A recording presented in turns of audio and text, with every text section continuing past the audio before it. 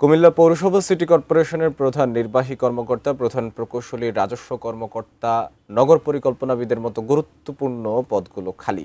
জনবল সংকটের কারণে সেবা খাতে নাগরিক ভোগান্তি যেমন বাড়ছে, বাড়তি দায়িত্বের চাপ কর্মকর্তাদের উপরও। হুমায়ুন কবির জীবনের তথ্য ও ছবি নিয়ে ডেস্ক রিপোর্ট। 150 বছরের পুরনো কুমিল্লা পৌরসভা সিটি কর্পোরেশনের রূপান্তরের একজোর পার হলেও কাটেনি জনবল সংকট, বাড়েনি নাগরিক সেবা। স্বাস্থ্য কর্মকর্তার পদে একজন প্রকৌশলী।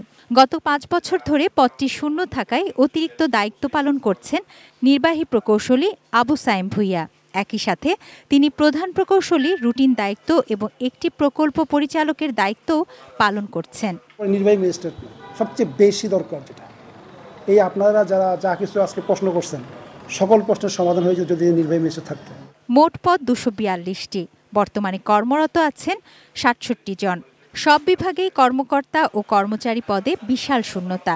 ফলে গ্রাহক ও গ্রহীতা দুই পর্যায়ে ভোগান্তি। সিটি কর্পোরেশনের কার্যক্ষমতা যতটুকু দরকার তার অনেক পরিমাণে কম আমাদের সিটি কর্পোরেশনের স্টাফ আছে। আমরা কয়েকবার চিঠি দিয়েছি, ওই সেই একই কথা ঘুরিয়ে যে আবার আমরা যদি জনবল কাঠামোটা অনুমোদন না করতে পারি, আমরা কিন্তু নিজ থেকে এই নিয়োগগুলো দিতে পারবো না। 27টি ওয়ার্ডে 12 লাখেরও বেশি মানুষের জন্য একটি প্রতিষ্ঠান। প্রশ্ন হলো, এত কম জনবল নিয়ে সেবা দেয়া কেমন করে সম্ভব? আত্মীয়তার পক্ষ না নিয়ে, স্বজন প্রীতি না করে যদি আমরা সেইভাবে চেয়ারগুলি যদি ফিল আপ করতে পারি। আমি এখানে যোগদানের পরে আমি অবহিত হয়েছি। আমি ইতিমধ্যেই এ বিষয়ে কার্যকর পদক্ষেপ নিয়ে আমি চেষ্টা করছি আগামী 2 মাসের মধ্যেই যেন জনবল পেতে পারি। কুমিল্লা সিটি কর্পোরেশন প্রতিষ্ঠার 1 যুগ পেরিয়ে নির্বাচিত 3 জন মেয়র দায়িত্ব পালন করেছেন।